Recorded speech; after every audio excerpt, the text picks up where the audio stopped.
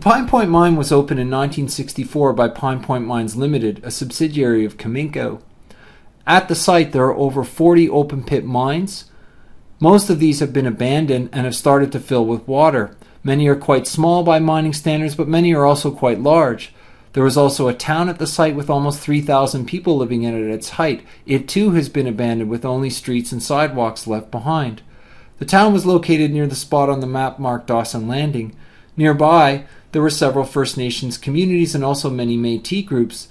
To the east was Fort Resolution, a small community made up of about 500 people, and to the west was Katlodiche First Nation near Hay River.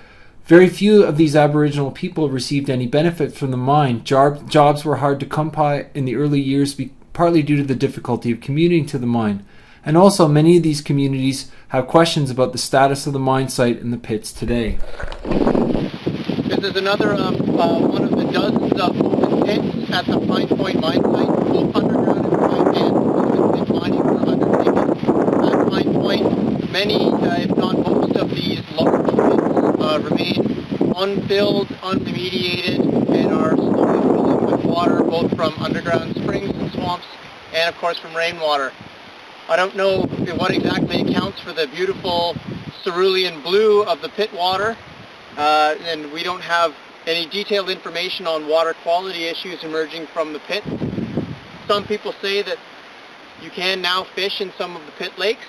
We've had some information on that, and that animals use them to drink. But they certainly raise physical safety concerns, if not chemical and other types of environmental. One of the biggest problems facing the Pine Point mine was that of transportation. The site was quite remote, and at the time it was being proposed there were no rail links or roads leading out to it. This is where the government decided to step in. They were very interested in developing this mine as a stepping stone to development in the region, and the Canadian government decided to provide a $100 million subsidy to the railroad. Geographer at work. Where are we, Arn? We're at the section where the Pine Point spur line rejoins or splits from, depending what direction you're coming from, the main line running north-south on the former Northern Alberta Railway, now known as the Mackenzie Northern Railway. This is where the trains would have brought the ore traveling south, or brought whatever it is they brought up north, if they brought anything at all. So here you can see the dramatic difference between the line that is actually in use, not vegetated, the tracks cleared and everything, and this line which is currently not in use.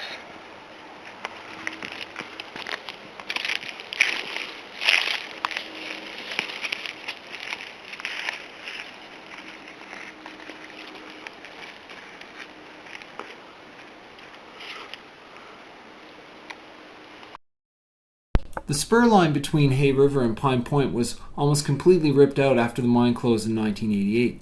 Questions remain about whether the government's $100 million investment was worth it.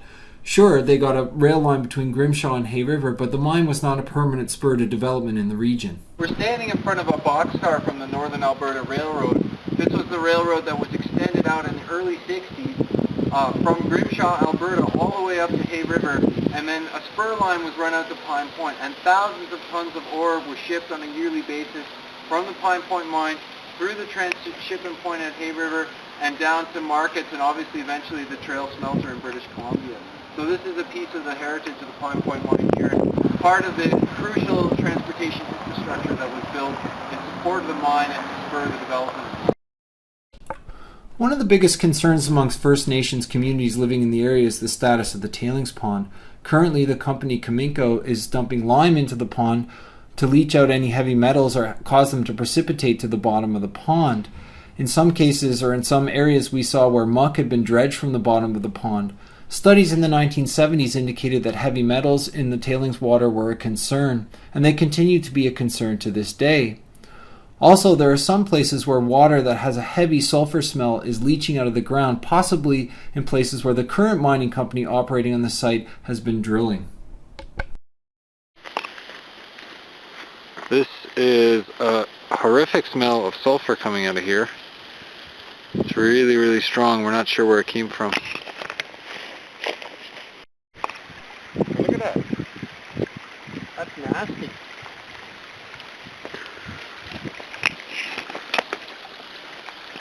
So there's our pit. This is just deeping out right now. See, you can see too, this is one of the places where they did some testing. So they did a little bit, not a hell of a lot. So that's a drill hole. There's a pipe in there. What is that?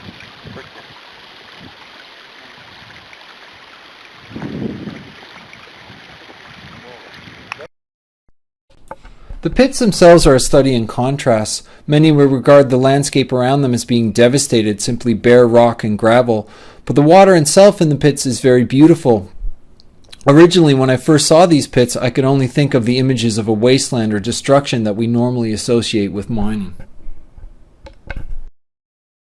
I'm standing in the bottom of one of the pits at Pine Point Mine. This is actually a modestly sized pit. You can see there's the blue water that seems to be at the bottom of every pit. It's very clear. Seems to be devoid of any kind of life whatsoever. But really here you get a sense of the radical transformation that mining has in terms of the landscape. A lot of environmental historians talk about environmental history being a study of change, and changes may be relative and so on, but I think in the case of mining, what we have here is a sudden and dramatic impact on the landscape that obviously even 20 years after the closure of this mine, not much has really changed, not much has been revegetated. The only thing that has really happened that's been a significant change is that the pit itself is filled with water.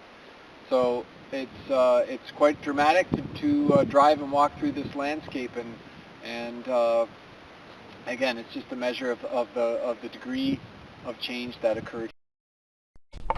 As I traveled around the Pine Point site, there were many places that challenged my notion of mining as simply being destructive towards the environment. Many of the pits have filled completely with water, forming quite beautiful lakes. Some of these lakes contain fish, such as sticklebacks, and local objections concentrate not on the pits themselves, but on the berms that surround the lakes, restricting recreational opportunities. The mining company has tried to restore some of the rock piles with grass, but this has not gone very far. Many of the people who worked at the mine told us it was a mix of the good and bad. Good because the town was a great place to live and there were jobs, but bad because of the environmental legacies that were left behind and the problems that people have to face up to today.